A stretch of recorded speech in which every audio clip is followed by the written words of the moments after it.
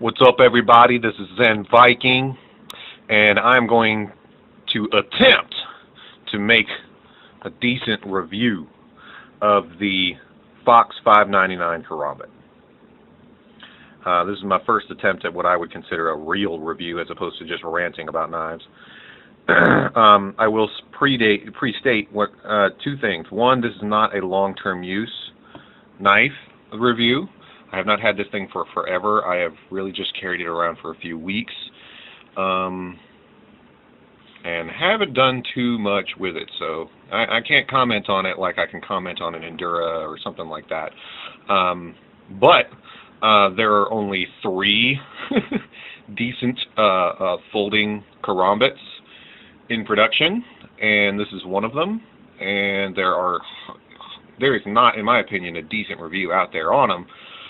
So I figured I'd do one. Now, the second thing that I want to say is that I made a video previously where I was ranting about the wait time on this karambit. You know, I stand by a lot of what I said, but at the same time, you know, there's always 2 sides to the story, and you know, I disagree with some of the things that Lad's doing, but he's, you know, I researched a little bit about him, and he's probably not nearly as bad as it seemed like he was in the time. It really just seems like he's a business guy who, you know, saw an opportunity with this knife to, you know, do, you know, some business, and he wants to take care of his family, and I appreciate that. That's cool.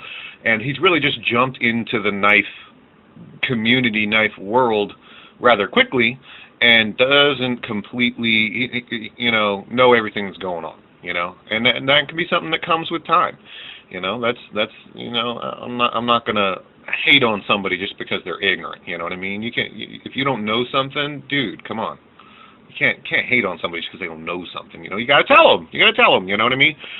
So, Lad, brother, I don't wish you no harm. You know, I think you should be a little bit more upfront with the wait times, and I am going to be critical about that. You know, and it doesn't make us feel very good, and it is not normal. You know, for this type of knife. You know, I realize that's the situation right now with this type of knife. I realize that's the situation, but you know, I've never, and a lot of us other knife collectors, we've never waited that long for a knife and not be told about it very clearly up front. You know, like I've thought about buying a what's the name of those knives? Swamp Rat. I've thought about buying a Swamp Rat, and I know that there's a waiting period on that. You know what I mean? I also bought a custom, not a custom, but I bought, you know, a knife from a blacksmith who makes them himself, and long story short, I've been waiting almost a year for that. But, you know, I mean, he's a fucking blacksmith. He does everything himself, you know, like, I get it, you know. So it's really just about knowing about it clearly up front, you know.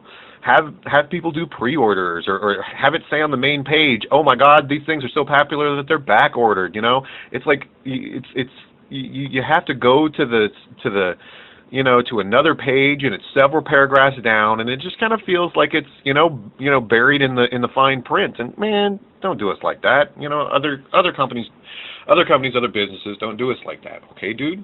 That's all. All right. So enough ranting about the waiting period. Everybody wants to talk about waiting period. I want to talk about the knife. So let's talk about the knife. Okay. Fit and finish is pretty good. Pretty good. Not overwhelming, but pretty good. But, you know, come on, guys. We don't need overwhelming quality fit and finish. We really don't. You know what I mean? It brings the price up, you know. I mean, come on. So problems. I'm going to start with the problems. Look at that tip. I don't know if you can see it with my shaky hands. The tip is kind of rounded off. So that's one little issue. Also, the grind, you probably can't see it on camera, but the grind is uneven. Can you see that? Maybe, maybe not. It's hard to see. But the grind is a little bit uneven. So that means it's a steeper incline on one side of the blade than the other. But you know what, guys? Dude, come on. That's what this is for. What do you expect, a company to work miracles? I mean, come on. Also, the G10 on this is just way too aggressive. Way too aggressive. You don't need it to be that aggressive, man. Like, I understand that, like, to a certain degree, aggressive G10 can help with retention, but I tell you what, this thing could be polished flat wood and covered in KY jelly, and you would still have retention. Okay? So this is not needed. All this super aggressive G10 is not needed at all. Okay, well, a little bit of G10 is good because it helps with the pocket retention, but this much, the pocket retention is so strong that you're going to grind your pants up, man. I promise you, you are going to grind the pocket up with this knife. It's going to happen. I've already taken the clip off and sandpapered underneath it, and I'm thinking I might want to do it again. It's the retention is so tight. You're just going to rip your pocket asunder. So my recommendation is to take that clip off right here, and then wherever you have these little slashy line bits, sandpaper, sandpaper, sandpaper, sandpaper. You might even want to do like Nut and Fancy's JB Weld, where he puts JB Weld over it and smooths it out. You really don't need all that. It can just be too much. And I'm sure that the company has spent some money to get it that way. So I don't know if it'll be easy for them to change or hard for them to change. I don't know. Operation, liner lock. The blade is pretty tight, but it'll loosen up in time. It'll loosen up in time. It waves just fine. Steel. This N690 steel is supposedly N690 Cobalt is supposed to be a rust-resistant steel. Now that's cool. I like a rust-resistant steel for everyday carry, especially because you got it on your person, and I live in Texas, and there's just sweat everywhere. So that's cool. I ponder if this knife being used in a defensive role, if that steel would be a little brittle, but maybe not. I really don't. I'm not an expert on that, so I really can't comment to it. So the steel seems pretty good.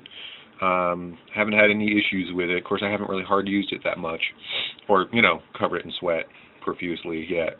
So we'll see how that goes. If they intended for this flipper to work like it does on a CRKT, the knife as it comes is too tight. See, I can't. There. That's as good as I can get.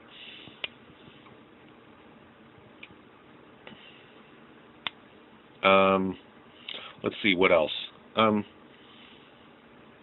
Right here, hex key, and the Emerson had everything on it was either Phillips screwdrivers or standard screwdrivers. I like that. Now I've got hex keys, and I've got whatever these ones are, these star-shaped screwdriver heads.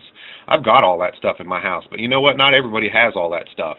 And if you were out in the field and you needed to do some adjustments, you would need to do it with your Leatherman. That would probably mean that you have one Phillips head and one standard, and the Emerson has a standard here, and I think that's better. The Emerson also has and I've had the Emerson. I've owned the Emerson. I was just a dumbass and I lost it.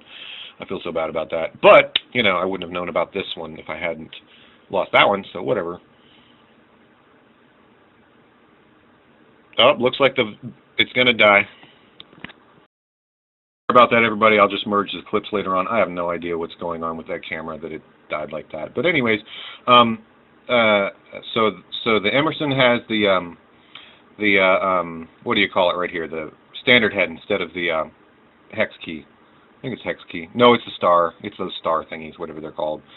Sorry, I can't remember everything. And see, I'm not perfect. Another difference is that the Emerson has that chisel cut.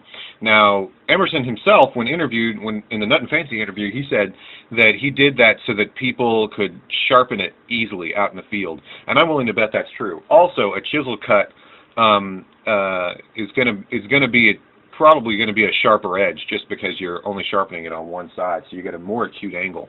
And at first I didn't like the chisel cut, but I communicated with the people at Emerson, and that's what they were saying. Like, no, dude, like it's sharper. Think about it from But I kind of wish that it was chisel ground the other way because of the way I intend on using my karambit, but that's not such a big deal. Another problem I had with the chisel grind was in EDC rolls, and this is an EDC knife in addition to being a defensive knife, is it didn't cut straight. Like I would cut through plastic and it would like always curve, so I think I might end up liking this better for EDC purposes. Good materials all around. I don't know what this ring is made out of. I can't quite tell if it's plastic or anodized aluminum. I think it's anodized aluminum. I hope it's anodized aluminum. Oh, weight's good. I don't have a scale. I know I'm a loser. The weight's pretty good. It's nice and light. The retention is good. You can see on my hand it comes to about here if you tighten up. Which is still kind of a bit much, but oh well, it's okay. It's better than the normal one. Dude, the normal one's huge. The normal one is huge. It's just way too big, man. It's way too big. And from what I hear, it sounds like Lad Mandiola is the reason that we have this smaller one right here. I think he helped make that happen. So that's cool. Thanks, man. That's cool. That needed to happen. It was funny, right? Like the day I sent a message off to Fox saying, "Dude, you guys need to make a smaller version of this knife." Like I think it was like a week, maybe a week or two later, that I found out that like they had the new one, the 599, the smaller one, was already like in production and being sold. And I was like, "Whoa, cool, right on, man!" Like make a wish, it happened. My wish came true, yay! It's like being a kid. Oh well. So Lad's responsible for that, so that's cool, man. Without him, we wouldn't have the cool 599. Now, I really question something here, and I'm not perfect. I'm not an expert, and I have yet to communicate with, the knife fighting expert I do know, and ask him if this is true. But I think. Me and my, couple years of basic knife fighting experience, I feel like I would personally not recommend a karambit to new people. Now, I know everybody says, "Oh, this is a great defensive knife, great defensive knife, great defensive knife, blah, blah, blah, blah, blah, blah, blah, blah." I love the karambit.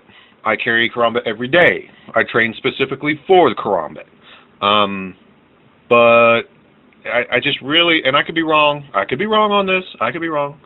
But I really have the feeling that it's not a good idea if you don't specifically train for it. And reason being, when you get into a panic situation, you are reduced to gross motor functions. Okay? So that means you can do this or this, and you can do this or this. Right? You can maybe do this forward, right? But there's a bend at the wrist, and there's a tendency when you get freaked out with fear and panic, or even anger, but mostly fear, that you do this. And then you're doing this. Now that you can do. But the basic movement for the karambit, one of the basic movements is this. And I don't know how well you would perform under pressure in a scared, like super scared, which is what you will be if you are in a real combat situation. You will be scared as hell. If you would be able to do this. Now, amidst that fear, there is a Zen-like calm that can be reached at times, but it takes a lot of training and a lot of experience to get to that point. So I really wonder about this. First of all, I wonder about the knife at all. At all for defensive purposes if you don't train. And if you do train, you're going to be trained straight blade. You're going to be trained with this. Straight blade. Like that. Or like this. Or like this.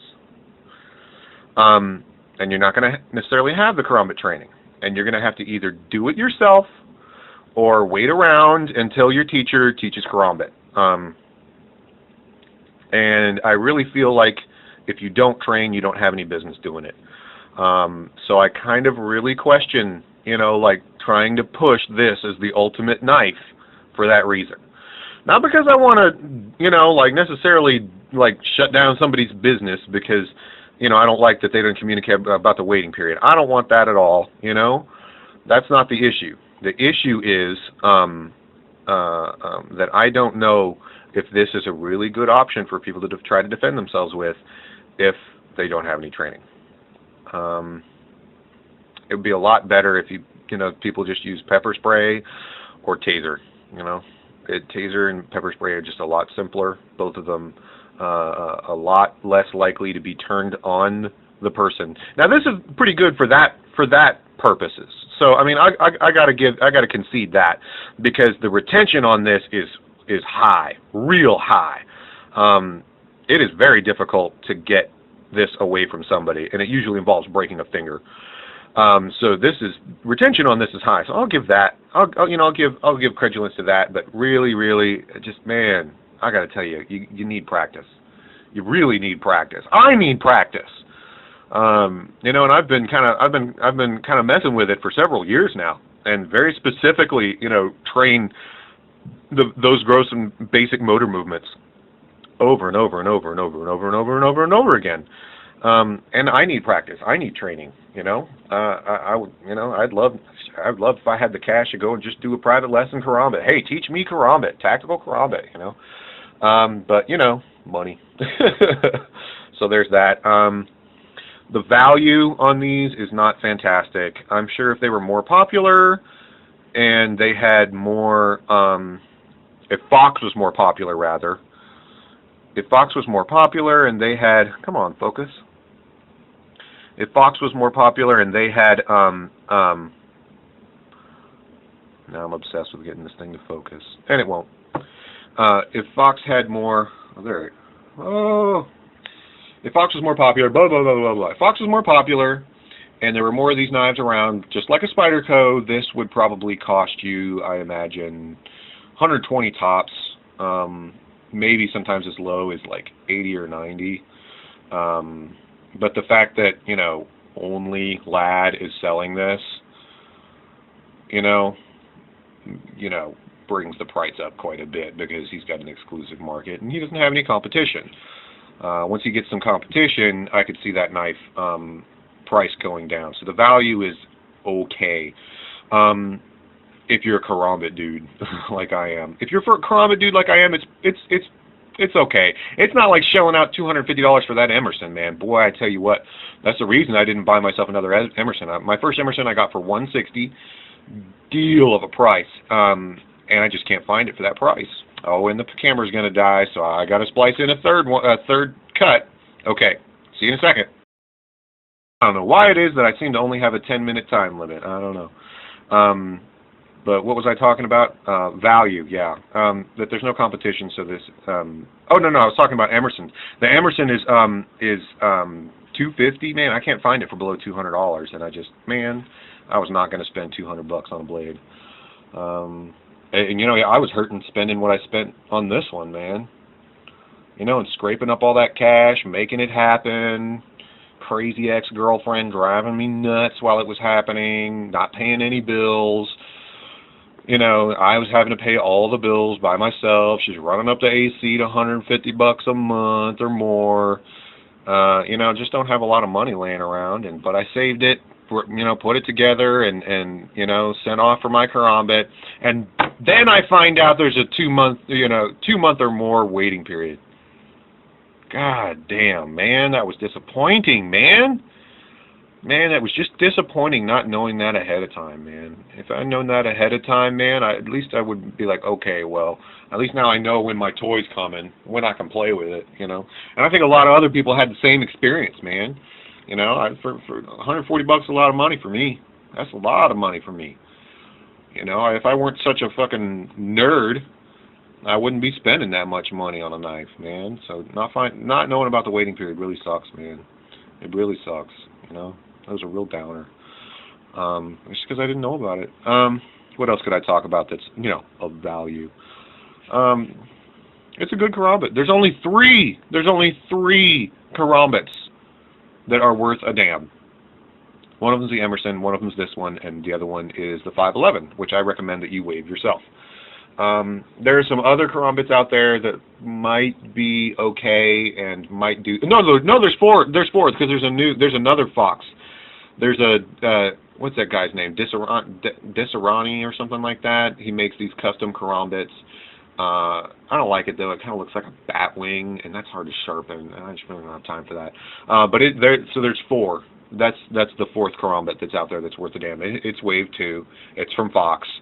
I might recommend people go get that one, because you won't have to wait for 2 months.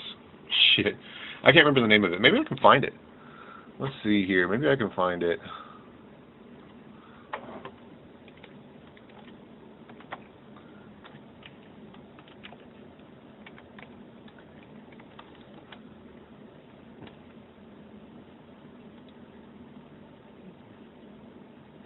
Let's see here.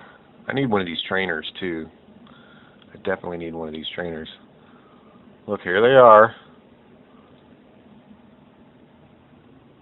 All the different Koran. Ooh, look, somebody else waved their own Koran, their own 511. Cool, that's cool.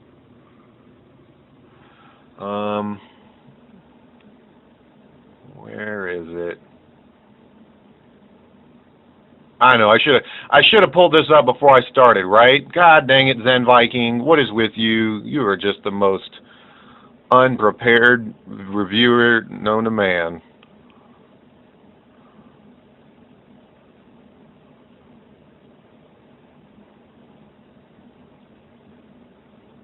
Well, I don't see it, but there's another karambit out there that's worth a damn. If you're interested. That's Fox karambit. You can find it on eBay. I should have just looked at it on eBay. Duh. Cut. eBay. Oh, I don't need an eBay image. I want eBay. I know it's on eBay.